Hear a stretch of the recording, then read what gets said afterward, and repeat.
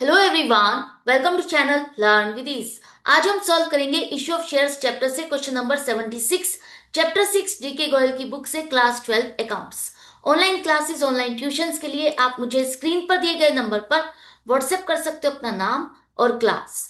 और आप अगर सॉल्यूशन ढूंढ रहे हो टीएस ग्रेवाल और DK Goyal new edition book के, तो चैनल के होम टैब पर क्लिक करो, आपको सभी सॉल्यूशंस अपलोडेड मिलेंगे।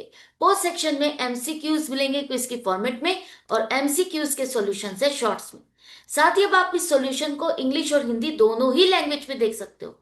उसके लिए आपको ये सेटिंग का बटन प्रेस करना है और ऑडियो ट्रैक से अपनी कंफर्टेबल लैंग्वेज, इंग्लिश या हिंदी, किसी भी लैंग्वेज को सिलेक्ट करोगे तो आप उस सॉल्यूशन को उसी लैंग्वेज के हिसाब से सुन पाओगे, समझ पाओगे। तो बहुत कुछ है चैनल पर, विजिट द चैनल। अच्छा लगे तो शेयर और सब्सक्राइब जरूर करना। क्वेश्चन नंबर 76 में पहले भी अपलोड कर चुकी हूं, क्वेश्चन नंबर 75 के साथ। आज मैं इसे दोबारा से अपलोड क्यों कर रही हूं? क्योंकि जो आपकी न्यू एडिशन की बुक है उसमें यहां पर एक टाइपिंग एरर है। न्यू एडिशन की बुक के अकॉर्डिंग क्वेश्चन नंबर 76 में विनीता ने 2500 शेयर्स के लिए अप्लाई किया। अगर हम इसको इस तरह से कैलकुलेट करेंगे तो क्वेश्चन रोंग होगा।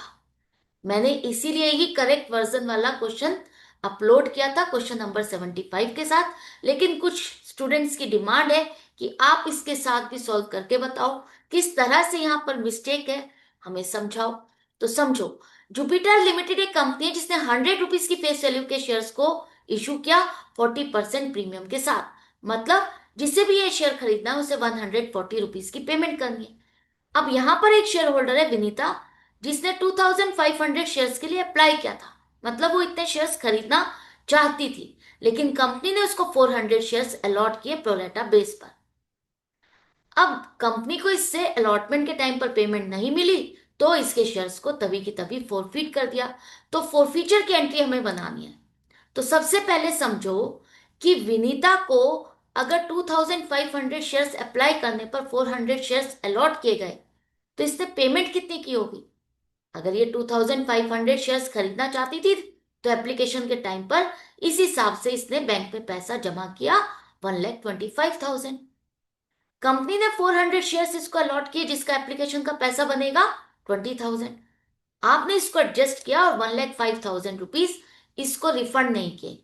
एज एडवांस कंपनी ने अपने पास रखा कि आगे की कॉल अलॉटमेंट में इसको एडजस्ट करेंगे। अलॉटमेंट पर अब कंपनी 70 रुपीज डिमांड कर रही है जिसमें फेस वैल्यू और प्रीमियम दोनों है। तो हम एडवांस के साथ पहले फेस वैल्यू को एडजस्ट करेंगे।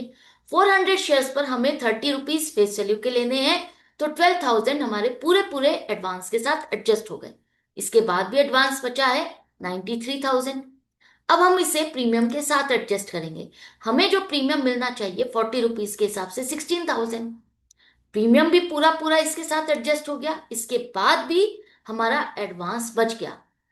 अब इस कैलकुलेशन के हिसाब से हमें अलॉटमेंट का पूरा पूरा पैसा इससे मिल चुका है। एप्लीकेशन के टाइम पर ही हमें इससे अलॉटमेंट का भी पूरा पैसा मिल चुका है। अलॉटमेंट पर इसका कोई भी बैलेंस और बाकी नहीं है जो हमें इससे और लेना है, बल्कि इसका तो और एडवांस स्टेंड कर रहा है। अब जो ये 77,000 है इसका क्या क्या होगा कंपनी ने? देखो, पहली बात तो कंपनी एक्सेस एप्लीकेशन का पैसा सिर्फ अलॉटमेंट तक ही एडजस्ट कर सकती है, उसके आगे नहीं। तो ये पैसा कंपनी ने इसको रिफंड कर दिया है। ठीक है, आगे फर्स्ट कॉल में हम इसको एडजस्ट नहीं कर सकते। दूसरी बात, कंपनी ने अलॉटमेंट के बाद ही इसके शेयर्स को कैंसिल कर दिया, फोरफीट कर दिया, तो आगे की कॉल की तो बात ही नहीं आती। तो अब फॉरफीचर की अगर आपको एंट्री करनी तो किस तरह से होगी?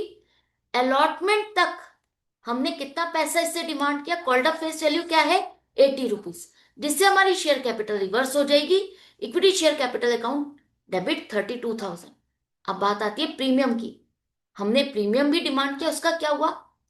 अगर आपने कैलकुलेशन को ध्यान से समझा है तो हमारे एडवांस को जब हमने एडजस्ट किया, वहां पर हमें अलॉटमेंट के टाइम पर प्रीमियम पूरा मिल चुका है। तो जब प्रीमियम भी पूरा मिल चुका, सिक्योरिटीज प्रीमियम अकाउंट में वो क्रेडिट है, तो रिवर्स तो नहीं करेंगे, वो भी हो गया। अब 32,000 रुपीज जो हमें इससे लेने थे, इसमें से ऐसी कौन सी कॉल है जो इसमें इसने पेमेंट नहीं की? एप्लीकेशन का भी पूरा पैसा मिला, अलॉटमेंट का भी। तो कोई भी कॉल ऐसी नहीं है जिस पर हमें पैसा नहीं मिला।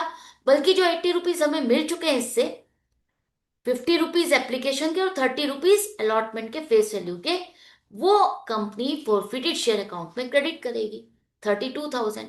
अब यहां पर ये थोड़ा इलॉजिकल लग रहा है। जब आपने जितना पैसा डिमांड किया, शेयर होल्डर ने पूरा पैसा आपको पे कर दिया, तो आप फोरफिट नहीं कर सकते। तो ये फोरफीचर आपका रोंग हो जाएगा, ठीक है, इलीगल हो जाएगा, रोंग हो जाएगा। तो यहां पर इस क्वेश्चन में मिस्टेक है। इस तरह से फोरफीचर की एंट्री आपकी नहीं बनेगी। बेशक आपका आंसर मैच कर रहा है, जो आंसर आपको बुक में दिया है 32,000 उससे मैच कर रहा है, लेकिन ये रॉन्ग है। फर्दर अगर आपने सॉल्यूशन के बाद हिंट को रीड किया है, हिंट में क्या दिया है कि सिक्योरिटीज प्रीमियम अकाउंट आपका डेबिट होगा 13,000 से, तो यहां तो इस हिसाब से 13,000 से हम प्रीमियम को डेबिट कर ही नहीं सकते। तो इसका मतलब वो उस क्वेश्चन में मिस प्रिंटिंग है। आपका जो क्वेश्चन है ये सही तरीके से जो सॉल्व होगा वो 700 शेयर्स अप्लाइड के साथ होगा। तो इसी के साथ इसको सॉल्व करो। जो सॉल्यूशन मैंने ऑलरेडी 75 के साथ डाला हुआ है वही करेक्ट सॉल्यूशन है इस क्वेश्चन का। क्लियर है? तो इस क्वेश्चन को, इस वीडियो को यहां पर एंड करते हैं। आई होप आपके सारे डाउट, कंफ्यूजन खत्म हो गए होंगे। हम इसी तरह से सीखते रहेंगे, समझते रहेंगे। मिलेंगे नेक्स्ट वीडियो में नेक्स्ट क्वेश्चन के साथ। Good bye and take care.